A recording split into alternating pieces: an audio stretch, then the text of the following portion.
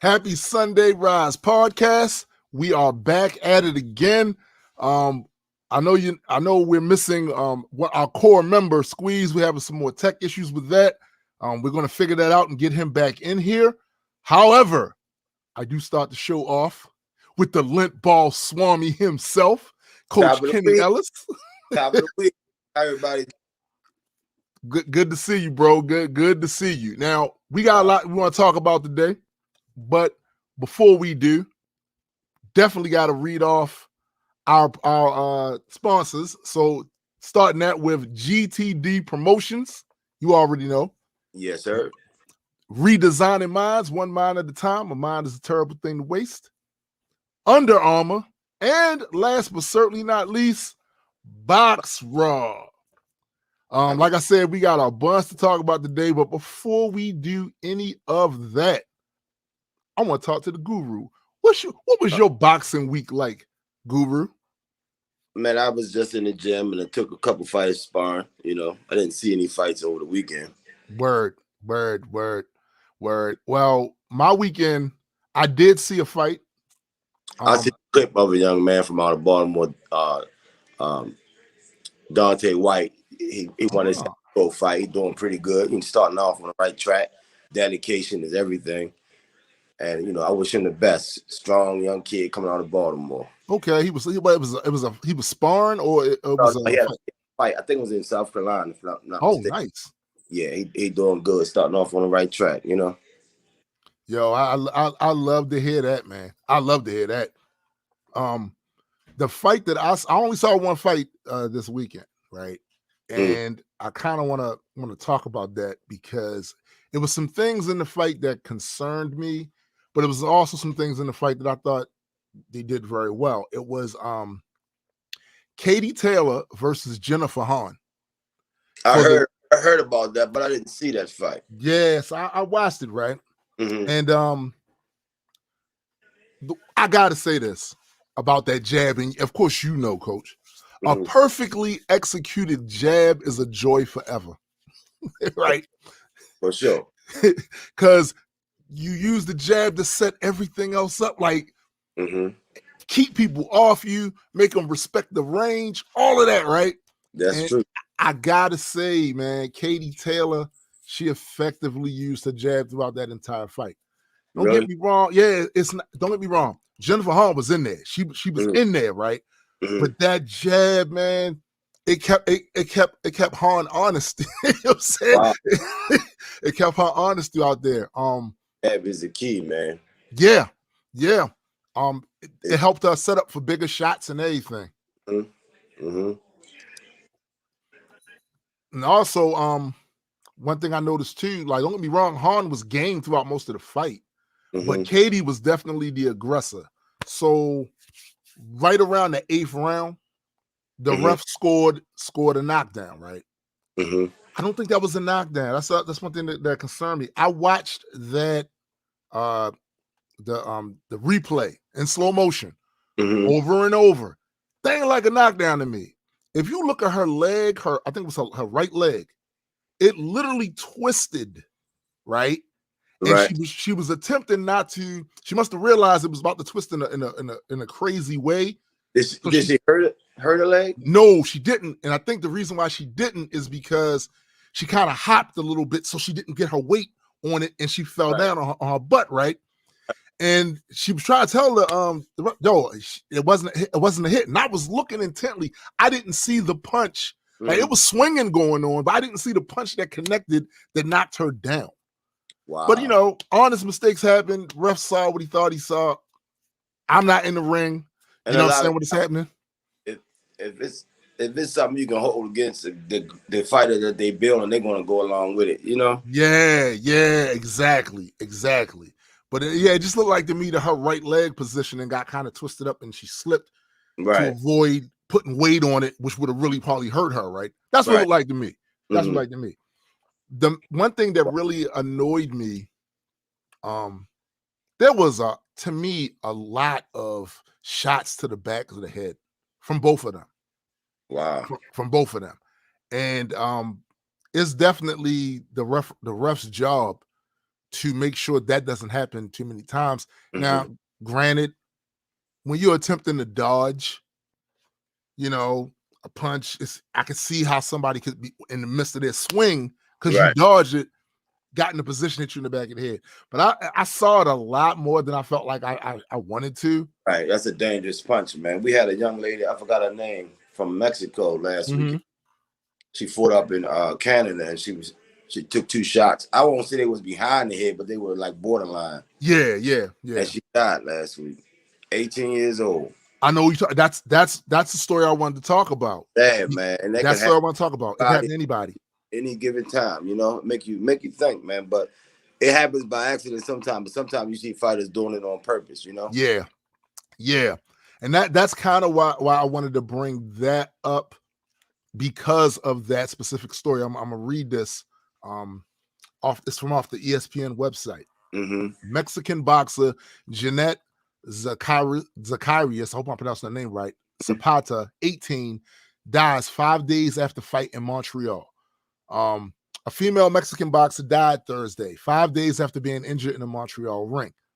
The organizer of the boxing event said Thursday that 18-year-old Jeanette died from injuries sustained in a bout with Maria Pierre Hole, I think that's how you pronounce the name, on Saturday night at IGA Stadium.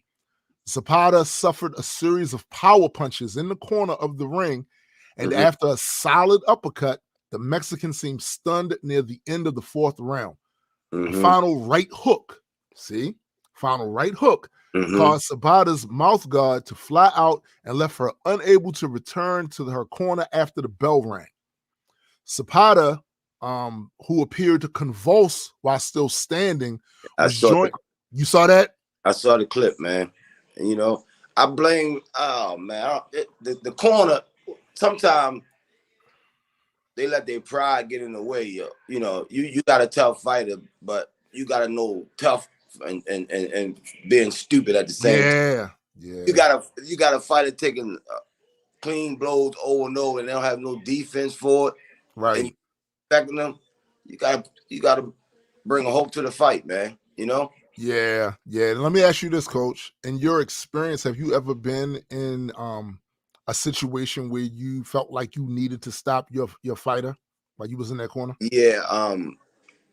Malik Hawkins, hell of a fighter, smart. He got an IQ. He real smart. But his last fight, he was taking some blows, man. And the refs, I had already said I'm gonna stop it if you don't let your hands go. The refs stopped it around before I did. But oh damn.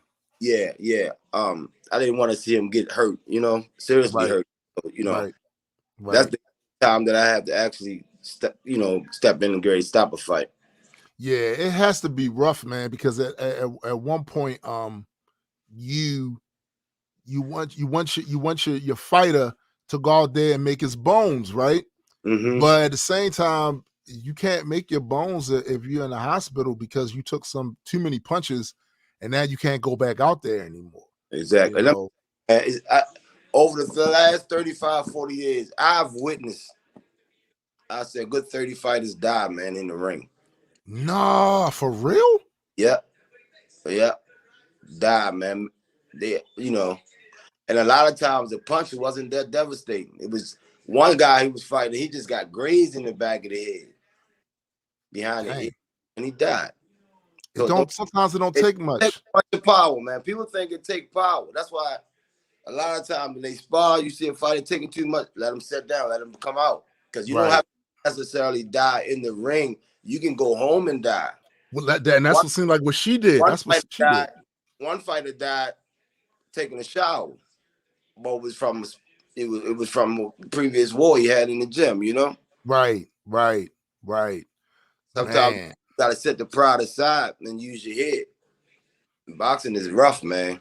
Yeah, it's serious, and that's why, like I said, when I saw that fight with Katie Taylor and Jennifer Hahn, that concerned me because it was I watched it after I read that story, and I saw maybe I was extra attentive to those type of punches after reading that story, and I saw a lot of shots in the back of the head.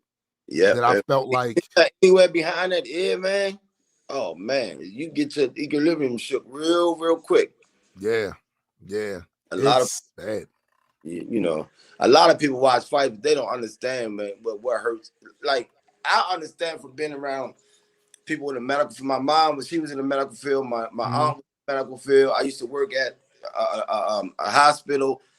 I'm not a doctor, but I learned a lot. I listen to people's conversations, and I know about a lot of stuff about the human body, man. And certain areas, boy, you can go quicker, you know? Yeah. You can go quicker. Yeah. It's always dangerous. That's always dangerous. You see people hitting. This is a deep story, man. You see people getting hit with that medicine ball, right?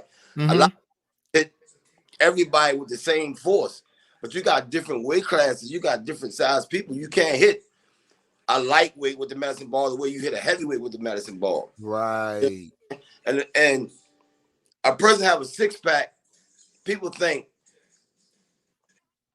behind that six-pack is organs. Behind your rib. Right. You know what I mean? I forgot what it's called. When a person get a big hickey on their head, so it's a name they call it. I know what you're talking about, but I cannot remember. I know exactly what you're talking about because I remember they said that when Rahman you can get that. You can have that external, you can have it internal. If it's internal, you can't see it. Yeah. Ooh. And collapse your lung. But you can't get outside.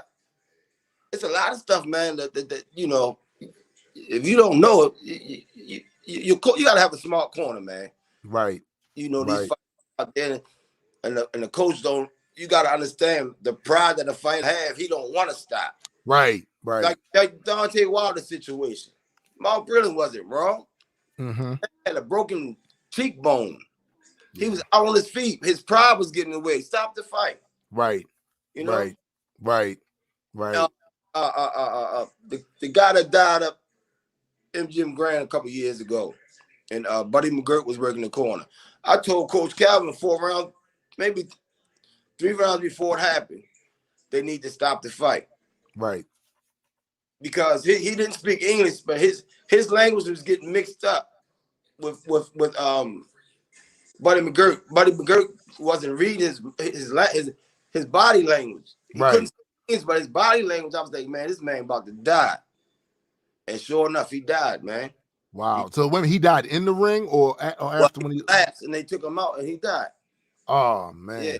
But I told Calvin 3 rounds before it happened.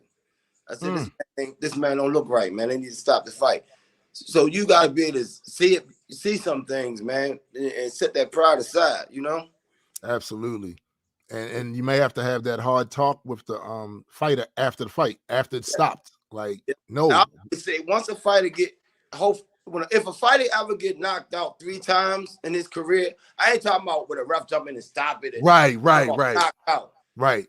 His career should be over with. They should stop his career. He should not be allowed to fight again. But because people don't understand, man, I'm gonna use this piece of tape for example. Okay. I'm gonna hold it sideways. See how thin this piece of tape is? Yes, sir. This is life on this side. This is death. Once you cross that line, ain't no coming back. And that's what people don't understand. It's just that. That's how thin life is. Don't take much. It don't take much. Once you cross the other side, you can't knock at the door and say, yo, open it back up. It ain't opening back up. It's real. And I've seen it over and over again, man. Over and over again. You know. But you know, you can't judge other fights. You can't stop yourself from going for your goal because other people died in the ring. Just like anything. Like if I'm painting the house and I fall off and get a blood clot and go to my heart and I die, don't mean you shouldn't paint your house. Paint house, right. I know what you're saying. I just in boxing, anything in life. Football players die. Basketball players die. But that don't mean you shouldn't do it, you know? Right. You just gotta know your limits. Gotta be educated and know things, you know? Right. And like you said, have a good corner, you know, people that are fairly knowledgeable about the human anatomy and the type of punishment it can take. I think every boxing gym, MMA gym, football team should have what's the little medical doll that they have where you can see the boxing? They have sometimes at the medical schools. Yeah. They have that in their camp, man.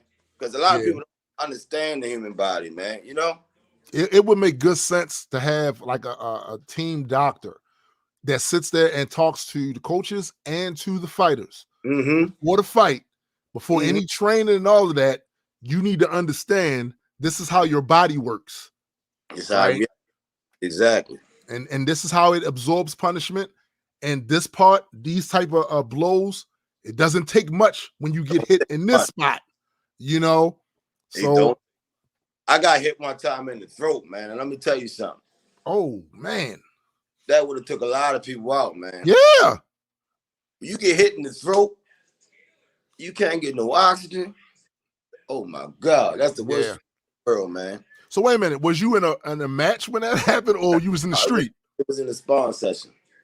Oh man, I was in a match one time where my bottom teeth came through my lip, all the way through.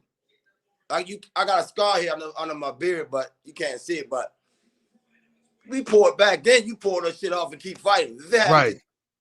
This was an amateur fight. If it happened today, they'll stop the fight. Wow. Yeah, shit happens in that ring, man. Wow. Yeah, it happens, man. You just gotta be built for it, you know? Yeah, and you gotta know yourself and know what you built for. And it's the same thing you said earlier about just if something happens to somebody else, that doesn't mean you shouldn't engage. It just means you should be aware that that's possible. Exactly. Just like Gerald McClellan back in 1995, he fought overseas against Nigel Benn. And he took a knee because something wasn't feeling right in his head. He said he didn't feel right. They took him to the corner. He collapsed. But a few fights prior to that fight, he fought Julian Jackson. He beat Julian Jackson twice, but the damage happened in the Julian Jackson fight. Because after the fight, he kept on complaining. Wow, he can hit. He was complaining about Julian's power. He felt it. That damage stopped, but people don't understand. It don't have to happen right there in the ring. Right. Fight or fall. You know what I mean? And to this day, if that fight was in the state, I think Gerald McClellan would have been in a better situation today. I think the hospitals is better here, you know? Right. But I think that damage started in the Julian Jackson fight, not in the fight where he, fell. He actually fell, right. And a lot of people don't understand. They don't understand that part. They think because you see a fighter get hit and he fall, it was from the punch. No, that's not always the case. It could be the weight loss he did. Some fighters walk around 200 pounds and they fight 154 in 6 weeks. Right. You can come down right, but if you come down wrong, that's a problem. A lot can happen, you know? That's a problem.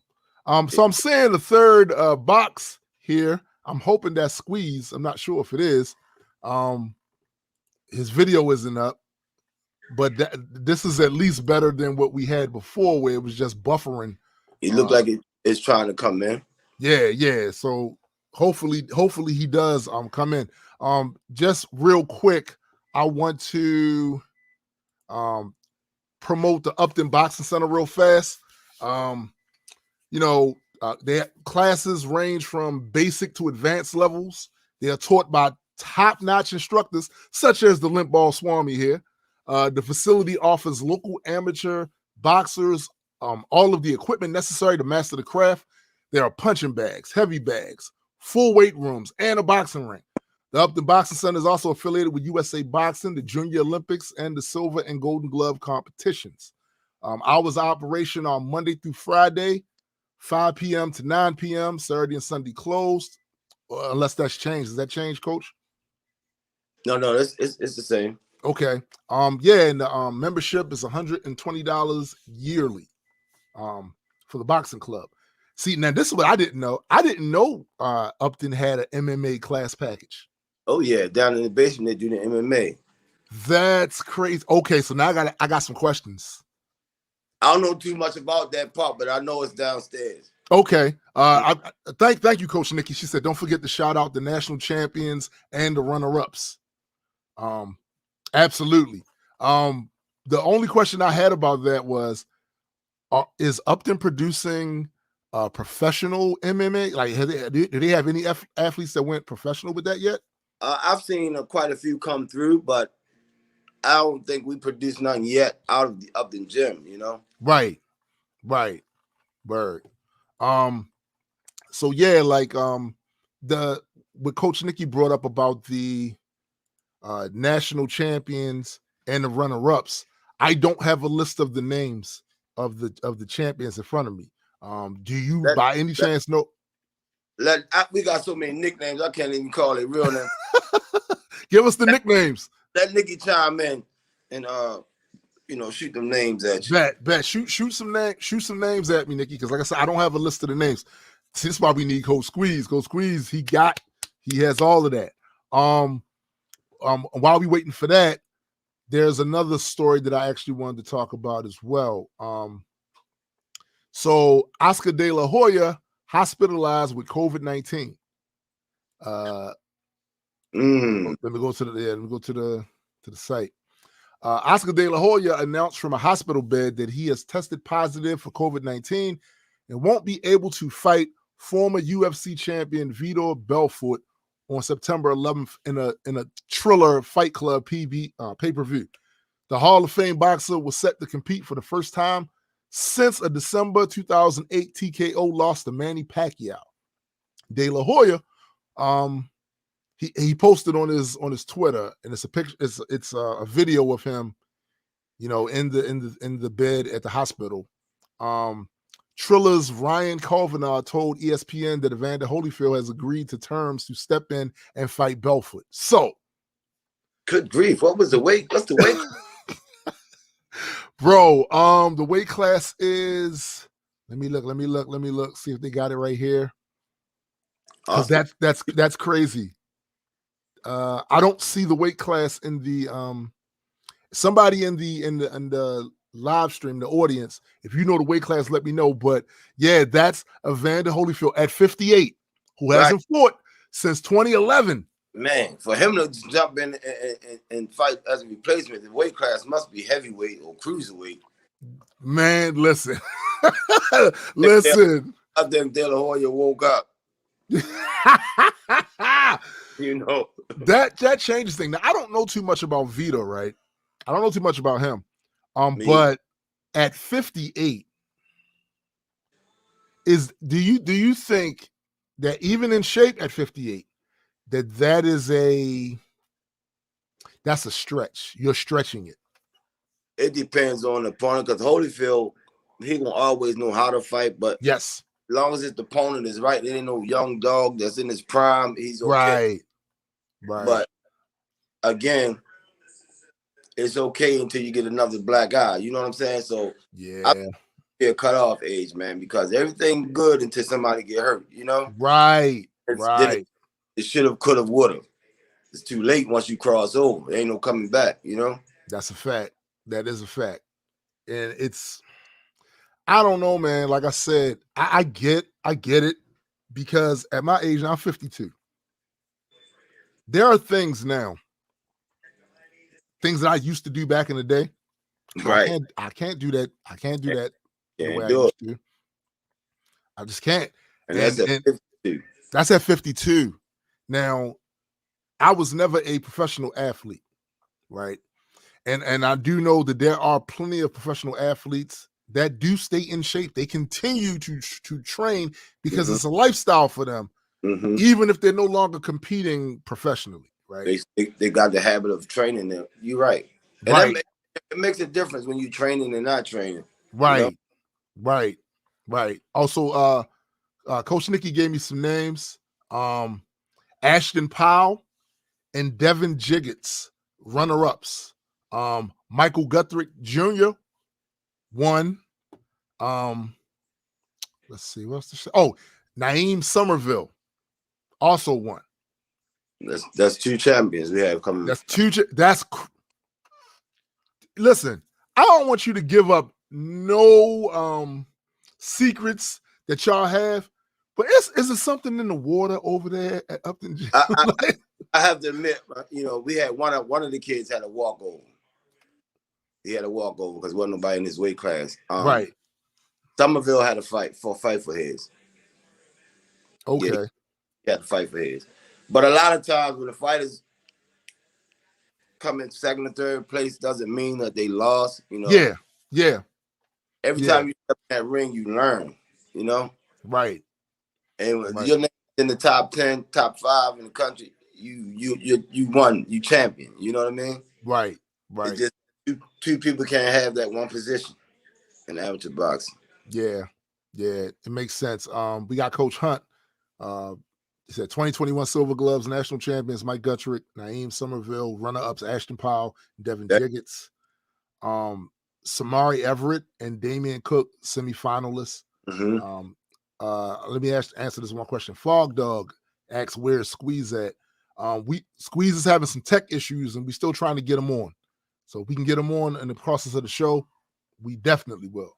So let me ask you about the training when it comes to these national championships. So have you ever had a fighter who went into any of these championship fights, these amateur championship fights, lost and felt like this wasn't for them anymore, so they quit?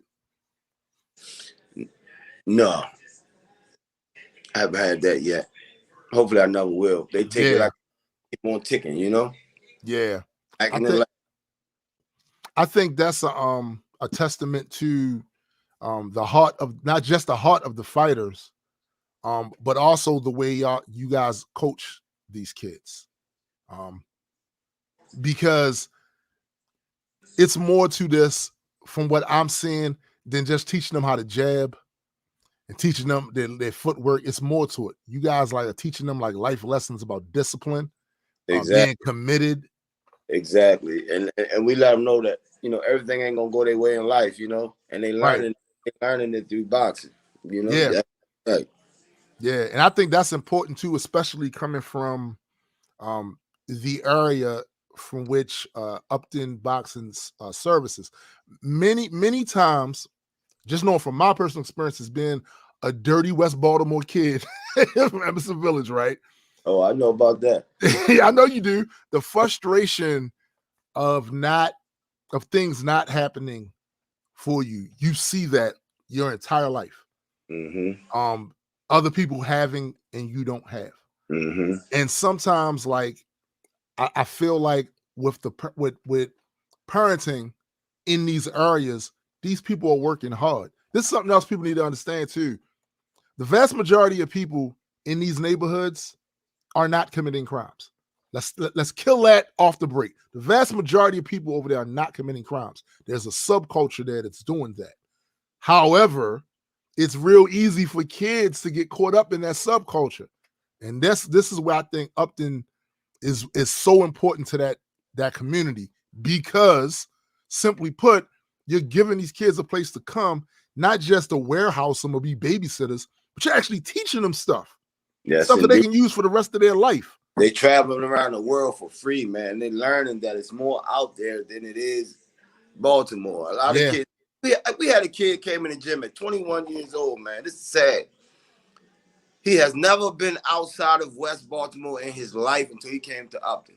Wow. We took him to DC, and he saw the White House for the first time in his life. 21 years old. That shit is sad. I blame that on the parents, man. Yeah, it's a lot, man. A lot of these parents, they get the check, and that's it. They don't care about the kid. They just get the check, and they don't do nothing with the kid. To be stuck in West Baltimore your whole life? That's crazy. That's crazy. He never saw a real rabbit in his life, man. He seen a rabbit. He was excited like a fucking 5-year-old. First rabbit he ever seen in his life, he was 21. That shit is crazy. It's crazy because I've often talked about this with some of my peers that I grew up with. How just from poverty, doing summer vacations. For me, summer vacation just meant I didn't go to school. It didn't mean that we had money to go to the Poconos or some of it. That wasn't a thing. And it's a lot of kids that's like that. That's why, like I said, what y'all do down there is like very important for the community. Mm-hmm. And I don't think it gets enough exposure. And I know y'all don't do it for that, but the important thing about exposure is that other kids find out that there is a place to go. You know what I'm saying? Yeah. So it's not just about the fame or none of that stuff. The exposure that the gym gets means that more kids, more parents see this as an option, right? Mm-hmm. And that's necessary. I swear to you, if I'd have had something like that, I wouldn't have got in 90% of the issues I got into back then. Right. You know what I mean? Right. It's crazy. It was a time in my life, man, but I know boxing saved me, man. All the way up to my adulthood, my 20s, man. You know, just right. Money to be out there to get. If you don't have no money, you're going to get it. You know, any way you can. I mean, you're a bad person, but when you get hungry, you got to eat. Right. You know? Right. And a lot of times, my parents raised us good, and I knew right from wrong. But if you're not teaching your kids right from wrong, and they're gonna keep going and going and going. Absolutely, absolutely. And sometimes it's one of these things where the parents are working. They may have one parent and they're working all the time trying to put a roof over their head, and they're just not there enough for their influence, to take hold like they want to. But there's somebody else there, some guy in the neighborhood or whatever, that's doing the wrong thing, and the kid looks up to that. When that's like I said, just the fact of having the coaches and stuff.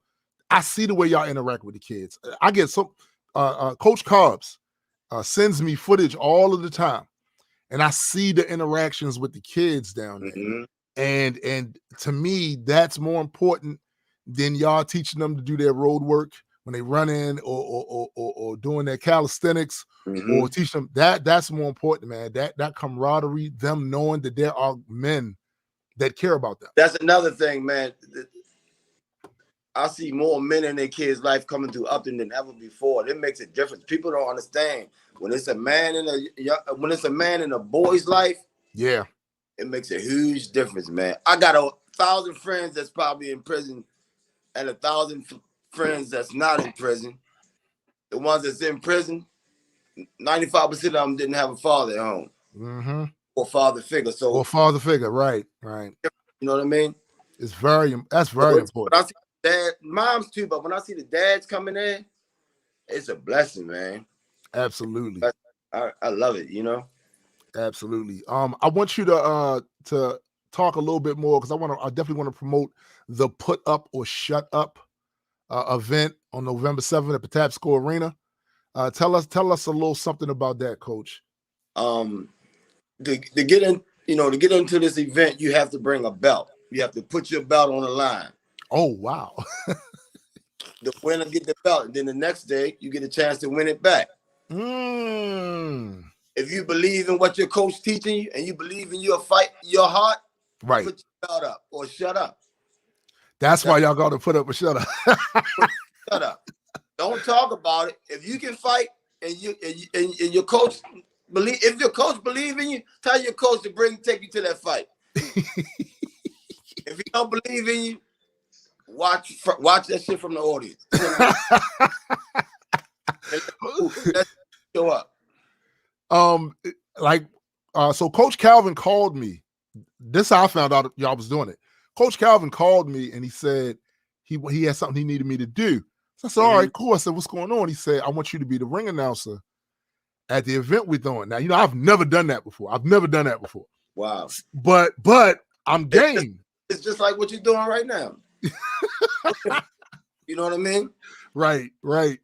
I'm game, bro. I'm game. I want to do it. You're going to be all right. Trust me. You're going to be all right. I definitely want to do it. How many do you have? Is there a card already, or y'all still in the process of putting it together? It's going to be a 15-fight card. Okay.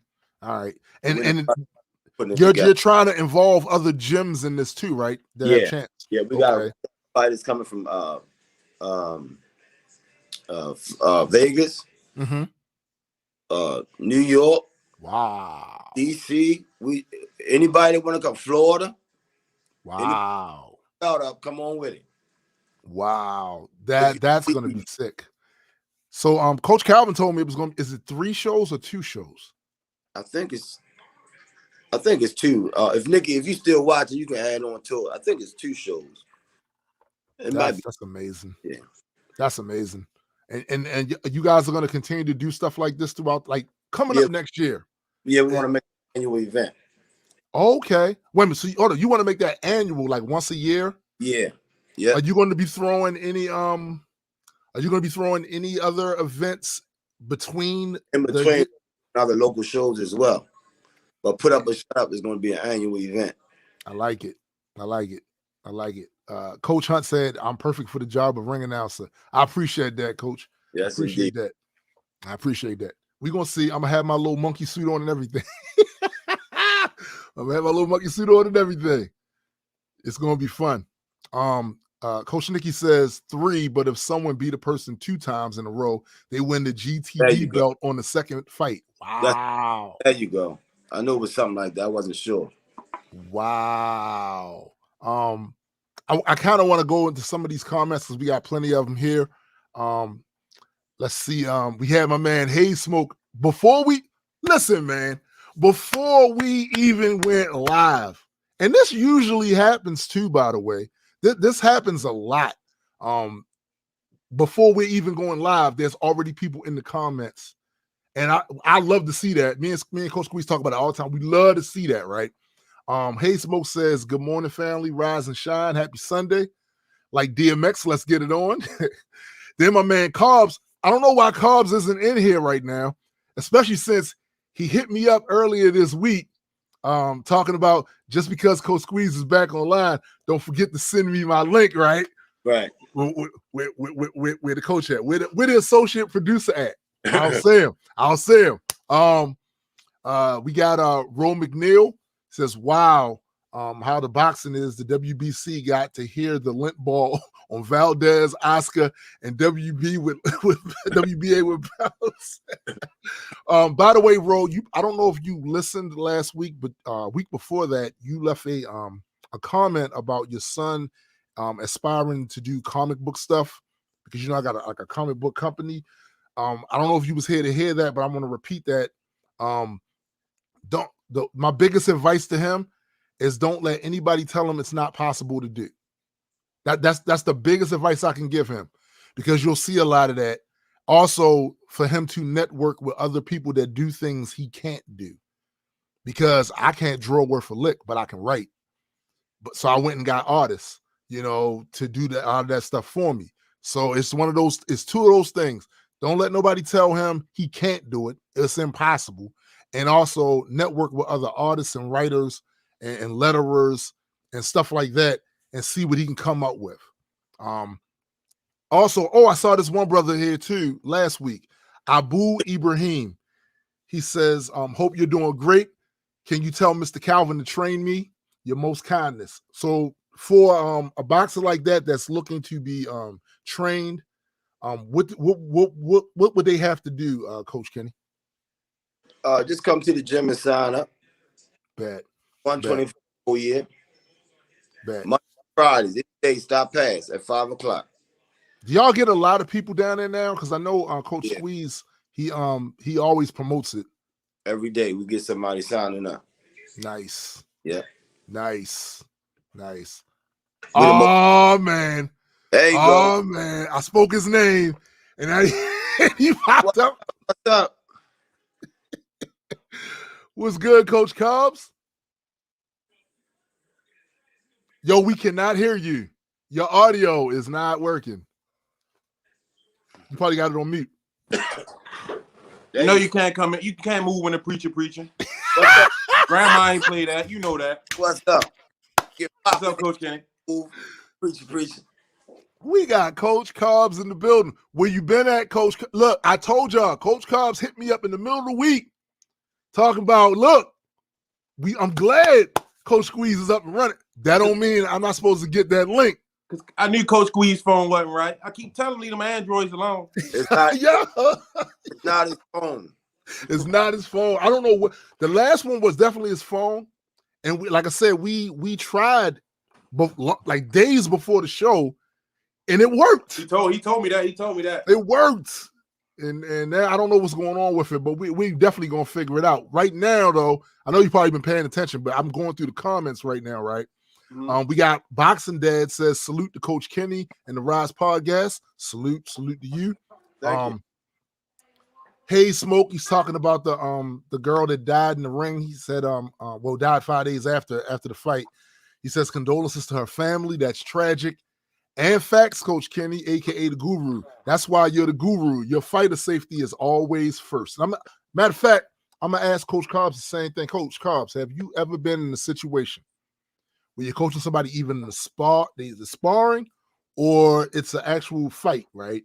Where you felt like I need to stop this because this man's taking too many dangerous punches and not really defending himself? No, not yet. Now, hopefully, I don't have to experience it. But I do remember, Coach Kenny. You remember y'all was spawned? I think y'all was up in Philly, and I think it was Truck spawned. It was in DC. It was DC, and he was telling he was like Coach Kenny was like, "Stop it." They was like, "No, he ready. He can fight." And I was like, "Oh hell no!" Like the kid was getting beat bad. And Truck was like, "No, I don't want to fight him no more." Wow. I was like, man, this is crazy. Yeah, and the coach that was bad on the coaches. If you're watching the spawn session and you see a guy just getting beat, the only thing you're waiting for is him to get knocked up. Yeah. So as a coach, you gotta say, no, step down. In some situations, get yourself together and get back in the ring. But some situations, you done for the day or the week. You know what I mean? Right. He should have been done for good. Like he was getting beat too bad. Yeah. How long ago was that? About 4 months ago, 5 months ago. Yep. Wow. Yeah. Wow.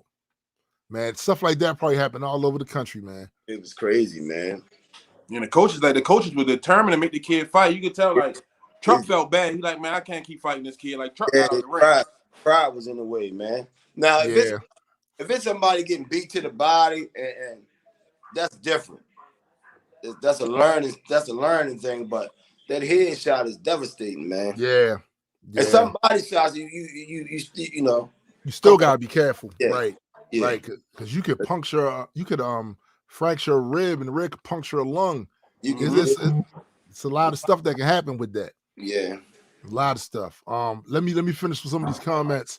So we got Lex Nick Tay says, keep up the good work, Coach Calvin, Kenny, and all the coaches at Team Baltimore. Let's see. Hey Smoke said facts. He says facts, Coach. One mistake can ruin your whole life. Yeah. Yeah, absolutely. Scrolling down a little more. I got all of these. Ronald Sims says, glad to see you guys on here. Need to know your show times so that I may visit. Tell Coach Calvin that Ron Sims says hello. Absolutely. Our show time is every Sunday, 12 p.m. EST, right here on the Rize Podcast. What else? To Michael Garner. Ro McNeil asks, when is put up or shut up event boxing date tickets? And more info. So it's November 27th, and you can get tickets. Can you get tickets now? It's going to be a little while before you can get tickets. We need Nikki to speak up on that one. Okay. All right, bet. Coach Hunt says that's one of the joys in coaching these kids, exposing them to other areas of the country and letting them see the hard work that can take you anywhere you want to go. Some cases, other areas in the world. Yes, sir. Yes, sir. No, that's facts. How many times have you had to go overseas, Coach Kenny? I've been overseas with boxing twice and once home. Okay, what about you, Coach Cobbs? You been yet? No, I'm just getting started, Coach Landon. Yo, you know what? I see it happening for you. Me and Coach Josh already set the plan. I see it happening, bro. Real soon. I definitely see it happening. I got a question for you, brother Landon. Sure, go ahead. How do you feel about what Paul did with his earnings for that fight? Hold up, you talking about the last fight with Woodley? Yep. What did he do with his earnings? I didn't even hear that. You didn't see that? No. You know him and Dana White beefing. Yeah. Oh, for real? He gave all the fighters on the card a bonus out of his purse. I gotta give him props for that, B. And I think it was two people that turned down the bonus because something about they was cool with Fury or whatever. Mm-hmm. But he blessed those fighters on that card. He blessed them. Wow. I gotta give him props for that. Well, and how do you feel about Love calling out Tank? Who? Love, the bum who almost got knocked out by the Russian. You see this look on my face? You see that? I don't know who. Oh man, he was from Cincinnati. Yeah, he can't do nothing with Tank, man. Yeah, that's why I'm trying to feel like, wow, like you barely beat the Russian. Tank is a cash cow. Right That's now. all it is, man. That's all it is. Yeah. But hold that thought, y'all. Let me, because Coach Nikki just gave us the info. She said call 443-801-8367. Online sales are coming soon. All right, bet. Yeah, but continue what you were saying. So Love calls out Tank, right? Yeah. I saw that nonsense. I saw that. And I swear at the time, right, I was eating. at the time I was eating, right? You probably choked. I stopped mid-chew like. Yeah, that's what we doing. That was my first time watching him fight. I don't even like him as a boxer. Mm-mm. Yo, like it's corny. Like, what are you celebrating for? You got one hit in and you celebrating and going, man. He was too defensive in that fight for me. Defense is good. Your career lasts longer, but to win a fight, you gotta let your hands go, man. Offense is defense sometimes. Yeah. Because if I can knock you out before you knock me out, I defended myself. Hands win fights. I ain't seen a fight yet where hands didn't win. Hands wins, man. Hands wins, hands down. You know what I'm saying? Hands wins, man. If I'm putting these soup bones in your face. A lot of times, defense is beautiful. A lot of times, guys get in there and they think that's winning the fight, and they get away from a shot and they do it. No, that ain't gonna win the fight. You gotta put them in. You know what the problem is? Because a lot of these guys they grew up watching Floyd Mayweather, and they think that they can be as good as him. But y'all fail to realize is Floyd be getting his shots off. Yeah, he doing our defense, but he also be getting the shots off. I've never seen a fighter do as good as his idol. So right, you better off being yourself. You might be greater than your idol. Right. Facts. Absolutely. Somebody asked a question. I'm seeing some of these comments. The one we got Amir Liggins in the house. How you doing, Amir? I don't think I ain't seen Amir in a while on here. Abu Ibrahim says, he asks, how many hours we have to train every day for 9 minutes in Olympics? In the Olympics? Yeah. I've never been to the Olympics. I can't answer that one. Yeah, I wouldn't know. Also, Michael Garner asked, they talking about Tank versus Rolly.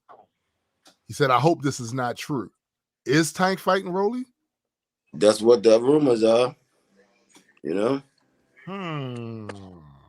How you feel about that fight? Last I heard it was going to be in December, but it's just a rumor right now. Until it comes out of Mayweather Promotions camp, I don't pay no mind. Yeah. Coach Cobbs. Coach Cobbs asked how we feel about that fight. I'm just going to put it like this. I'm team Tank, man. I don't give a fuck. I don't care. He's going to beat. I don't care. I don't care. I'm team Tank. Rolling. I could care less. Like, it's whatever the payday is, because I want the young brother to get money and have continue to have a successful career and knock these jokers out. They call his name. If it look right, hit him in the face. If it look right, hit him in the face. Knock him out. That's all. Valentine says he asked at Garner, he has to fight somebody until they let him fight Dev, T.O., etc. So correct me if I'm getting this wrong, but I could have sworn Coach Calvin said last week that Tank is supposed to fight again before this year is out. Mm-hmm. Correct? Mm-hmm. Yeah. Do they have the fighter picked already for the card, or no? They still working on that. Father, I know they're still working on that. Last thing I heard was Rolly. That was it. You know, but comes out of maybe other promotions or Showtime. It's not facts yet. You know. Right, facts. What I would love to do when that announcement is actually made and everything's set up is have Coach Squeeze interview Tank again, a follow-up interview from the one we did last time. Because I thought that was a dope interview. I like the fact that you and Coach Calvin actually got to hear him say things that he hasn't really said anywhere else before. Right. You know, like about how when he first came to the gym, similar to what we talked about earlier. When he first came to the gym, it was because, you know, he saw other kids was there, and that became like a family for him. Yeah. You know? Yeah. That's dope. That's crazy dope. Let me question something about Coach Cobbs real quick. How long you been down there coaching, Coach Cobbs? I think since December. Yeah. So not quite a year. Not quite a year yet. December. Wow. What's been your experience down there? What's that been like for you? When Tank did his interview, I felt everything he said. Because like, you know, like I don't know some of these people, but they embrace me like family walking in the door. So like it's just a beautiful atmosphere. Then the kids, man, I call them all nieces and nephews because I mean it's the relationship you build, and it's just a nice environment. We joke all the time. We like we've been knowing each other for years, you know? Right. I love that. I love that. That like I said before, man, like that's important what y'all do for that community. You know what I'm saying? That's important. That's why anytime Coach Cobbs hits me up with any videos that highlights, especially to highlight that side of it, I'm putting it up because people need to see that it's more like we see a lot of crazy stuff happening in the sport of boxing. You know, people are opportunists. Can't really blame them. Trying to get money, right? But I think it's good to see that other side, right? Where people can actually see that no, these are human beings. It's not just about a purse. It's not just about some cameras in your face on Showtime. It's not just about getting your social media algorithm up. They doing real work with real lives. You know what I'm saying? And that matters. Making change, you know? Yeah. Hey, so, I want to say something. All right. I want to give Coach Nikki a big shout out because I'm proud of her. Big Nikki. She did something the other day that she had an issue with a kid, right? And I told her, I said, listen, it's not you. It's the kid. There's something else going on. Right. And, you know, sometimes, you know, with women, men, we got to stay out of it. But I felt something with this girl. And I told one of the coaches, I was like, watch, they're going to be best friends. They just got to figure each other out. They was on the verge of putting out the gym. She came back. They had a conversation. Now they best friends. Wow. You see what I'm saying? Like, and she understood, like, and she felt comfortable to talk to Nikki and say, it's something else. You see what I'm saying? Right. And that's what's going on. And that happens with a lot of the young men too, man. They come in that gym with this chip on their shoulder because their whole life they think it's about being angry with somebody because nobody ever been nice to them. Right. They don't know nothing else. They don't know nothing else. They come in the gym and the coaches they say they're not mean. These cool people. And their whole attitude change. But they have to see that it's more to life than what it is in your household sometimes. Yeah. You know? Yeah. Some of these kids never been loved or showed love or emotion. Love, man. They don't know love exists. All they know is anger and fight. That's the only thing you know. So yeah. That's what you see on the radio, that's what you see on TV, that's what you see in the street. And they grow up like that. Right. They meet somebody nice, they be like, dang, where do these people come from? That's relatable. That's very relatable to me, especially from other men. Like they see that as competition, angry, all of that stuff. And when they walk in the gym and see that it's not y'all not on that type of time, y'all don't have that energy. Listen, next time y'all get in y'all car, I do it all the time. You drive through the city. I'm talking from the minute people come out in the morning, everybody got their fucking mugs broken in Baltimore. Facts. Next time y'all drive, look at people, they mad for no reason. Facts. Facts. If you look at people, they just mugging. They waiting to hurt somebody for anything, man. Yeah, that's facts. It's facts. A lot of anger there. Any and everybody. Yeah. It's a lot of anger there. But even Coach Kenny is famous for saying that sometimes with the kid is something else going on in their life. Like what that the presentation they're giving you of themselves there is not because of what happened between you and them. Right. It's because of things that happen maybe at the home, at school. We pushing everybody the same in the gym, but you get 2 or 3 of them that can't push. They don't want to say, but they ain't ate their last meal like the 10 kids that's pushing. Right. Sometimes you gotta be able to see that. You gotta see that, man. Some of them going through it, man. Yeah. It's good that you're understanding of that. I pull kids to the side. You hungry? Some of them say, yeah. I don't discuss with everybody. I slide them out. Yeah. I didn't fed a couple of them. I ain't asking no questions. But sometimes they in the way they're not going to tell you, but they be going through it, man. Yeah. Yeah. That's why it's important, man. That's so important. We're about to wrap this up, but before we do, of course, I want to ask everybody to please hit that like button. It helps the channel a lot. Share the live stream and the channel. Tell your friends about the channel. We're trying to grow this. Because the more that it grows, the more people we can help, the more people can see it, the more exposure we can get to all of the good works that's happening, and that's really what's important. I also want to real quickly give a shout out to our sponsors. Once again, we got GTD Promotions. You know what I'm saying? Y'all know what it is already. Yes, sir. Redesigning minds, one mind at a time. Under Armour, and of course, Box Raw. We're gonna shout out all the coaches at the gym for the good work you're doing. I want to shout out Coach Squeeze, even though he couldn't be here because of tech issues today. You know what I'm saying? But we're gonna get them sorted. Coach Landon. What's up, bro? Coach Squeeze, I'm looking for an assistant now. You looking for an assistant? Oh man, yo, I can't. Y'all doing commentary at the Patapsco thing, right? You know we coming. We coming. I can't wait for that. I cannot wait for that. You know we coming. That's crazy. That's gonna be hilarious. So we want to thank everybody that once again tuned in for another, I feel, successful show. Want to thank my man Coach Kenny, my man Coach Cobbs, and everybody else. And as my man Coach Squeeze says, love, peace, and hair grease. Top of the week. Have a good one.